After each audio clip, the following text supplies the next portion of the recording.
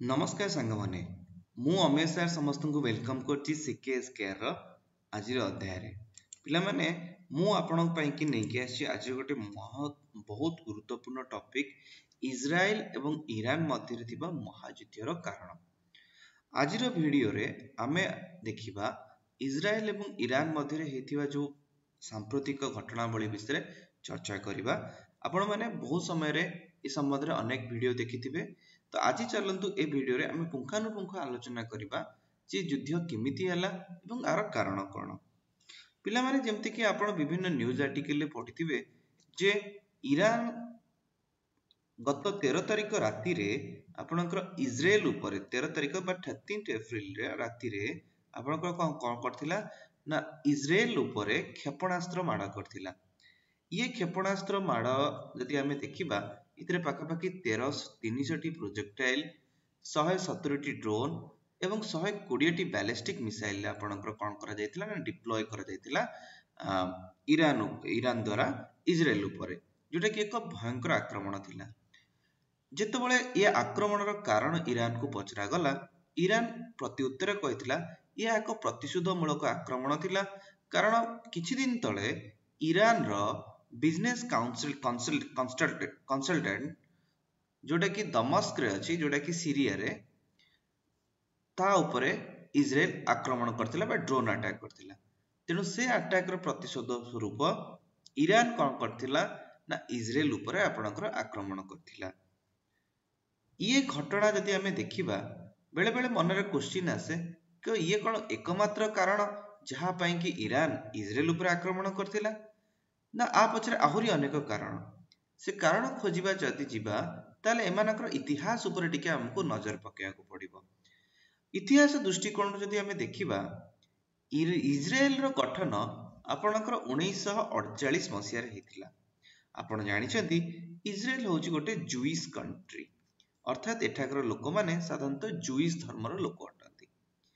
एमाने द्वितीय विश्व युद्ध बेले यूरोप रु आसिकरी पैलेस्टीन एक नामक एक देश रे सेटलमेंट हेले, ताकु ब्रिटिश सेटलमेंट करथिले एवं पर ए लोक माने पैलेस्टीन एक अंश को कोन करले ना निज देश रो नाम देले, जार ना रखा गला इजराइल। प्रथमतः जूइश एवं मुस्लिम धर्म मध्य रे प्राचीन कालरू आपणकर तिक्तता रही थाए, किंतु 1948 मसीह रे जेतेबेले आपणकर इजराइल प्रतिष्ठा हेतिला से समय रे प्रथम देश रूप रे ईरान आकु समर्थन करथिला। Being a Muslim nation, Iran is the first country जे कि आपणकर इजराइल को रिकॉग्नाइज करथिला। तार कारण होची कि ईरान ने से समय रे आपणकर शासन चलिथिला मोहम्मद रेजा शाह पहलवी कर, जहांकर फोटो मु एठी लगेई छी आपण देखि परिबे। यांको कुहा जाय शाह रूल आक समय रे अंकर शासन काल को शाह रूल कुहा जाय। 1948 मसीहा रु 1979 मसीहा पर्यंत अंको शासन काल थिला एवं अंकरी शासन काल मध्य रे ईरान एवं इजराइल मध्य रे एक मधुर संपर्क रहिथिला। तार कारण होची कोन ना मोहम्मद रेजा शाह पहलवी एक वेस्टर्न सपोर्टेड शासक थिले ईरान रे। वेस्टर्न सपोर्टेड शासक रो अर्थ होची कि जे कि यूएसए एवं यूके रो जो आइडियोलॉजी बा चिंताधारा रो घोर समर्थक थिले। किंतु इथरे परिवर्तन आसिला जेतेबेले आपण देखिबे 1979 रे ईरान रे इस्लामिक रेवोल्यूशन हला। शाहकर शासन रे अनेक त्रुटि रहिथिला, जहा द्वारा लोक माने हंतसंत होउतिले। से समय रे 1979 मसिया रे एक आंदोलन आरंभ हला एवं ये आंदोलन आपण एक धार्मिक आंदोलन रे परिणत हला एवं ये आंदोलन नेतृत्व नौथांती अयतुल्ला खुमाइनी। अयतुल्ला खुमाइनी एक कट्टर मुसलमान थिले। तांको समय रे हमें देखुछु जेतेबेले से ईरान रो शाहकर राजा को समाप्त करी निजे राजगादी रे बसिले, सेतेबेले तांकर प्रमुख शत्रु से विवेचना करले आपणकर यूनाइटेड स्टेट्स को। यूनाइटेड स्टेट को से ग्रेट शैतान भली माने संबोधन करथिले ଏବଂ ୟୁଏସଏ ଦ୍ୱାରା ପ୍ରତିଷ୍ଠା ହେଉଥିବା ଇସ୍ରାଏଲକୁ ସେ କହୁଥିଲେ ଲିଟିଲ ଶୈତାନ ଭଳି ନାଁ ଦେଇଥିଲେ। ତେଣୁ ସେବେଠାରୁ ଇରାନ ଏବଂ ଆପଣଙ୍କର ଇସ୍ରାଏଲ ମଧ୍ୟରେ ଆପଣଙ୍କର ସମ୍ପର୍କ ତିକ୍ତତା ଆରମ୍ଭ ହୋଇସାରିଥିଲା। କିନ୍ତୁ 1979 ପରେ ନୋ ଡାଉଟ୍ ଇରାନ ଏବଂ ଇସ୍ରାଏଲ ମଧ୍ୟରେ ତିକ୍ତତା ଥିଲା, କିନ୍ତୁ ଦୁଇ ଜଣ ଦେଶ କେବେ ବି କୌଣସି ଡାଇରେକ୍ଟ ମିଲିଟାରୀ କନଫରେନ୍ସରେ ସାମିଲ ହେଇନାହାନ୍ତି। ଅର୍ଥାତ୍ ସେମାନେ କୌଣସି ପ୍ରତ୍ୟକ୍ଷ ଯୁଦ୍ଧ ଲଢି ନାହାନ୍ତି, ରାଦର ଦ୍ୟାନ ସେ ଯୁଦ୍ଧ ଲଢୁଥାନ୍ତି ବିଭିନ୍ନ ପ୍ରକ୍ସିଜ ମାଧ୍ୟମରେ ବା ଛଦ୍ମ ରୂପରେ ଆପଣଙ୍କର ଯୁଦ୍ଧ ଲଢୁଥାନ୍ତି। କୌଣସି ଏକ ଯୁଦ୍ଧରେ ନିଜ ସପକ୍ଷବାଦୀ ଦଳକୁ ସମର୍ଥନ କରୁଥିଲେ ଏବଂ ଯାହା ଫଳରେ ଦୁଇ ଜଣ ଯାକ ପ୍ରତ୍ୟକ୍ଷ ରୂପରେ ନ ହୋଇ ପରୋକ୍ଷରେ ବି ଆପଣଙ୍କର ଯୁଦ୍ଧ କରୁଥିଲେ। କିନ୍ତୁ ଏକ ସମୟ ଆସିଲା ଯେତେବେଳେ 2010 ମସିହାରେ ଇସ୍ରାଏଲ କଣ କରିଥିଲା ନା ଇରାନର ବିଭିନ୍ନ ଆପଣଙ୍କର ଯୋଉ ଆଣବିକ କେନ୍ଦ୍ର ଗୁଡିକ ପ୍ଲସ୍ ଆଣବିକ ଯୋଉ ବୈଜ୍ଞାନିକ ମାନଙ୍କ ଉପରେ ବି ଆକ୍ରମଣ କରିଥିଲା, ଯାହାକୁ କୁହାଯାଏ ପ୍ରଥମ ଷ୍ଟେପ ଥିଲା ଇସ୍ରାଏଲର ପ୍ରତ୍ୟକ୍ଷ ରୂପରେ ଇରାନ ଉପରେ ଆକ୍ରମଣ କରିବାର। କୁହାଯାଏ କି 2010 ମସିହାରେ ୟୁଏସଏ ଦ୍ୱାରା ବି ଏକ ଗୁପ୍ତ ଅପରେସନ କରାଯାଇଥିଲା। ବିଭିନ୍ନ ଭାଇରସ ଗୁଡାକ ଯୋଉ କମ୍ପ୍ୟୁଟର ଭାଇରସ ଗୁଡିକ ଆପଣଙ୍କର ଇରାନର କମ୍ପ୍ୟୁଟର ମାନଙ୍କରେ ଆପଣଙ୍କର ପ୍ରୋଭାଇଡ କରାଯାଇଥିଲା, ଯାହାକୁ ଗୋଟେ ପ୍ରକାର ତାଙ୍କର ଦେଶର ଶାସନ କ୍ରିୟା ଏବଂ ଆପଣଙ୍କର ଅନ୍ୟାନ୍ୟ କାର୍ଯ୍ୟକୁ କିଛି ସମୟ ପର୍ଯ୍ୟନ୍ତ ସ୍ଥାଣୁ କରିଦେଇଥିଲା। ଏଇଟା କୁହାଯାଏ ଗୋଟେ ସବୁଠୁ ବଡ ସାଇବର ଆଟାକ ଥିଲା ସେ ସମୟର, ଯାହା ଫଳରେ ଇରାନ ବହୁତ ମାତ୍ରାରେ ଆପଣଙ୍କର ସଫରର ହେଇଥିଲା। କିନ୍ତୁ ଗୋଟେ ମୁଖ୍ୟ କାରଣ ଆମେ ଯଦି ଦେଖିବା ଆଙ୍କର ଏଇ ଯୋଉ ଆକ୍ରମଣ ହବାରେ, ଏଇ ଯୋଉ ଇରାନ କଣ କରିଥିଲା ନା ସମୟ ସମୟରେ ଇସ୍ରାଏଲ ଠାରୁ କିମ୍ବା ୟୁଏସଏ ଠାରୁ ପ୍ରତିଶୋଧ ନବା ପାଇଁ କି ବିଭିନ୍ନ ଗୃହ ଯୁଦ୍ଧରେ ଆପଣଙ୍କର ସାମିଲ ହେଇଥିଲା।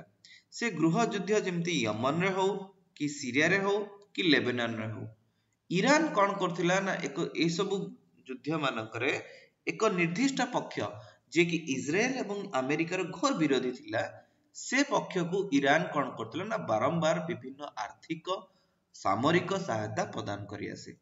ସିଏ ୟମନର ହୁଇତି ବିଦ୍ରୋହୀ ହୁଅନ୍ତୁ କି ଆପଣଙ୍କର ବଶର ଅଲ ଅସର ମାନଙ୍କର ସରକାରକୁ ସମର୍ଥନ ହଉ କିମ୍ବା ଆପଣଙ୍କର ଲେବନାନରେ ହିଜବୁଲ୍ଲା ଏବଂ ଇସ୍ରାଏଲରେ ଯୋଉ ପ୍ୟାଲେଷ୍ଟାଇନ ଭାଗଟି ରହିଛି ସେଥିରେ ଗାଜାରେ ଆପଣଙ୍କର ହମାସକୁ ସମର୍ଥନ ଦବା।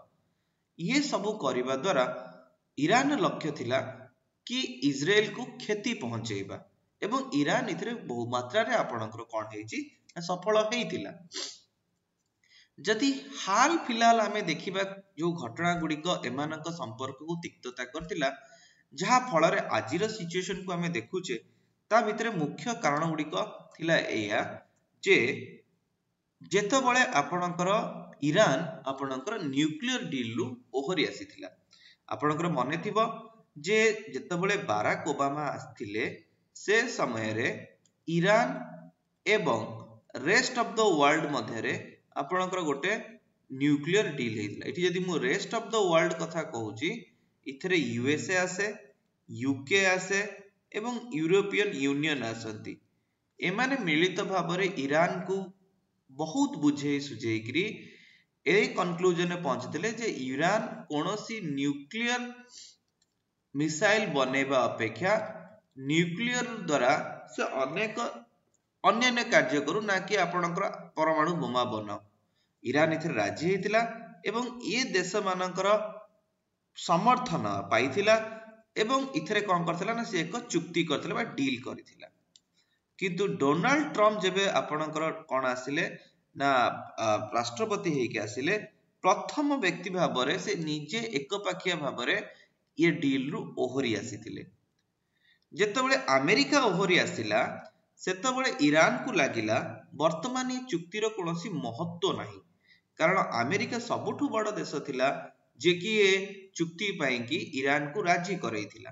କିନ୍ତୁ ସରକାର ପରିବର୍ତ୍ତନ ହେବା ପରେ ଯେତେବେଳେ ଆମେରିକା ଆପଣଙ୍କର ଯୋଉ ଚୁକ୍ତିରୁ ବାହାରି ଆସିଲା, ତ ଇରାନ ବି ବାହାରି ଆସିଲା ଏବଂ ଯୋଉ ପ୍ରତିଶ୍ରୁତି ଦେଇଥିଲା ଯେ ସେ କେବେ ବି ନ୍ୟୁକ୍ଲିୟର ମିସାଇଲ ବନେଇବ ନାହିଁ, ସେ ପ୍ରତିଶ୍ରୁତି ପାଳନ କରିବା ପାଇଁ ସେ ବାଧ୍ୟ ହେଲା ନାହିଁ। ପରେ ଜୋ ବାଇଡେନଙ୍କ ସରକାର ଆସୁଛି, जो बाइडेन सरकार कौन कले ना आहुरी आहुरी कठोर हेले एवं ईरान उपरे आहुरी प्रतिबंध लगेइले हैला वाणिज्यिक प्रतिबंध हो किंबा आपणकर सामरिक प्रतिबंध आपणकर लगेइले तेणु यहाँ ईरान उपरे एक प्रकार आपणकर टैक्टिस थिला कि किपरि भाबरे ताकू विभिन्न समय रे चारियाडू विभिन्न उपाय ताकू घेरिबा पाई कि सेकेंड घटना होची ईरान रो गोटे रेवोल्यूशनरी आर्मी रहिछि जे कि ईरान सरकार कर एक प्राइवेट आर्मी रूप में परिगणित ये सरकार रो सबुठु बड़ जे सामरिक शासक थिले बा सामरिक प्रतिनिधि थिले जहां ना होची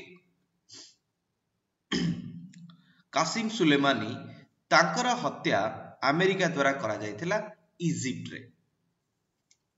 इजिप्ट रे आपणकर करा जायतिला कासिम सुलेमानी कर हत्या जहा ईरान एवं आपणकर अमेरिकार संपर्क को तिक्तता करिथिला किंतु ईरान ये युद्ध जो अटैक पछरे अमेरिका को दायी करे ता सहित इजराइल को भी दायी करे कारण आंकर संबंध रे जो कासिम सुलेमानी कर संबंध रे तथ्य आपणकर इजराइल अमेरिका को देथिला तापर हमें देखुछु कि हमास रो मिसाइल अटैक किछि दिन तळे जदि देखिथिबे इजराइल रे एक हमास द्वारा अटैक करा जायतिला आपणकर विभिन्न समय आमे वीडियो देखुछा जे किपरि भाबरे से माने आपणकर पैराशूट धरिकरी तळे ओलेहिकरी बीच रे थिबा लोक मानक ऊपरे आखि बुझा गोली चालना करथिले जतरे अनेक इजरायली लोक मानकर मृत्यु होइतिला इजराइल ये अटैक पाई कि ईरान को ही दायी करथाय तेणु इजराइल प्रतिवाद स्वरूप बा प्रति आक्रमण स्वरूप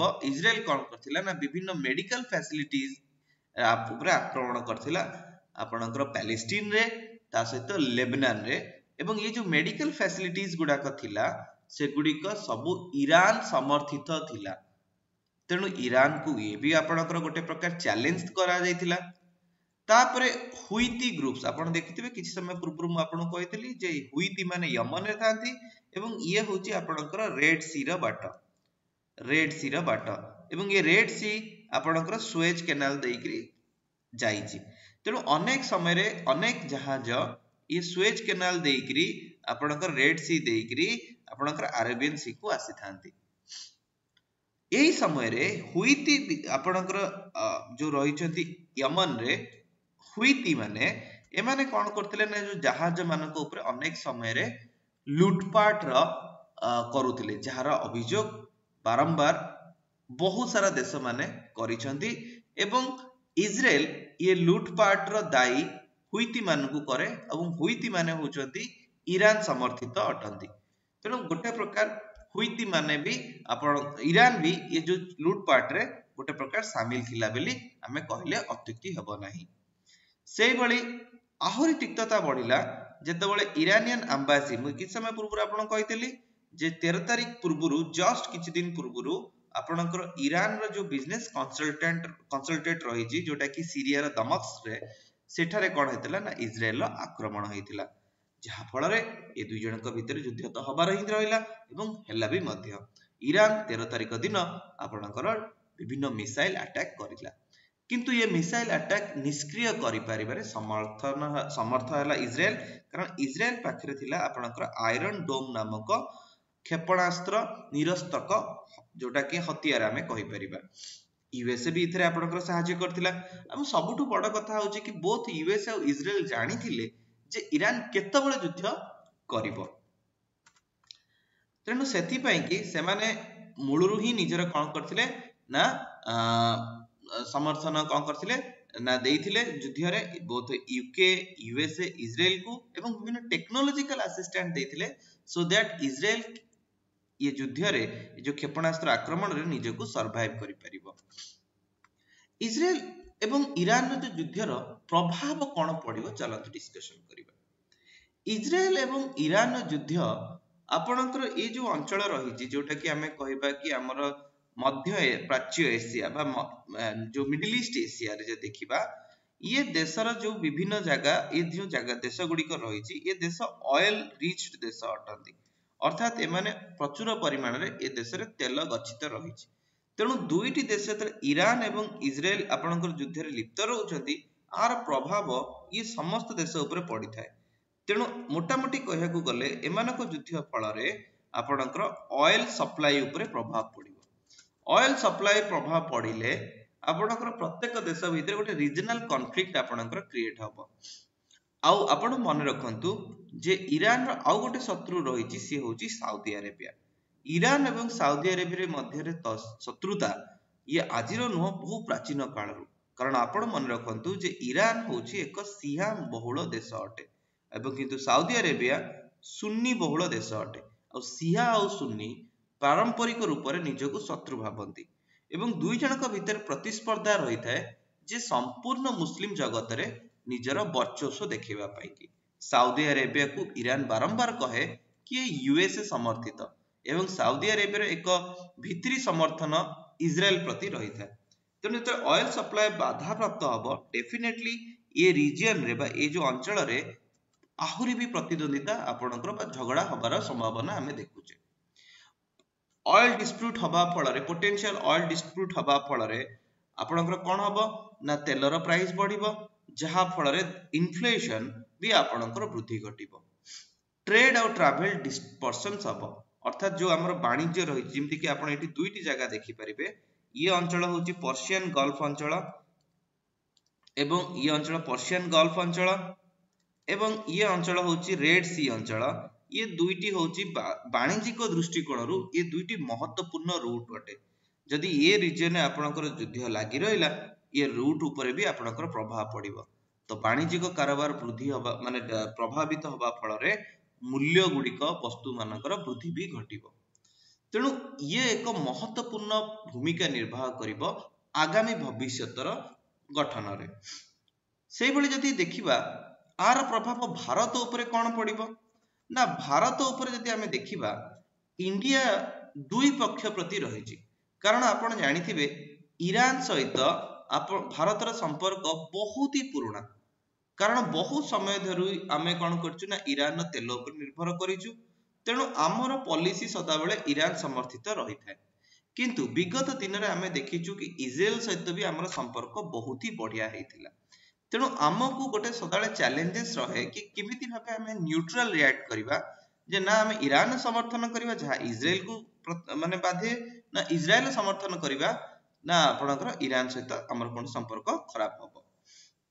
तेणु आपनकर गोटे स्ट्रेटेजिक रिलेशनशिप रहिछि इजराइल सहित डिफेंस कोऑपरेशन और टेक्नोलॉजी सहित किंतु आपनकर हिस्टोरिकल इकोनॉमिक टाइज रहिछि ईरान सहित। तेणु मोटा मोटी इथरे कोन देखा जाय ना भारत एक संतुलन भूमिका निर्वाह करिया को पड़िबो भारत को जहा कि भारत पाई कि शुभंकर हटिबो। तेणु भारतीय जो माने वैदेशिक मंत्रालय अछंती समस्त सेही भली आपनकर पदक्षेप नियंती जहा फल रे बोथ ईरान और इजराइल रो जो चैलेंज रही ताकू हैंडल करि परिबे। ता सहित मिडिल ईस्ट एशिया रे किपरि भाबरे आपनकर शांति पुनर्बार फेरी आसीबो एवं भारत भी एक ऑयल इंपोर्टिंग देश ताकू भी ऑयल दरकार। तो निजर एनर्जी सिक्योरिटी कोनोसी प्रभावित हबनी सेति पई कि आपनकर भारत बारंबार प्रयास करि आसीछि ए दुईटी देशक ठार। तेणु मोटा मोटी कहया गले भारत पई कि आगामी दिन रे बहुत ही आपनकर चैलेंजेस रहिबो to maintain the balance between Iran and Israel. Okay so ये थिला आपनकर किछि कारण जहा कि ईरान एवं इजराइल मध्य युद्ध हबार कारण। आगामी वीडियो रे मु एमानकर सामरिक शक्तिर तुलना आपनक सहित करिवि। आज पे एतिकी थाउ पिला माने have a good day enjoy the day जय जगन्नाथ।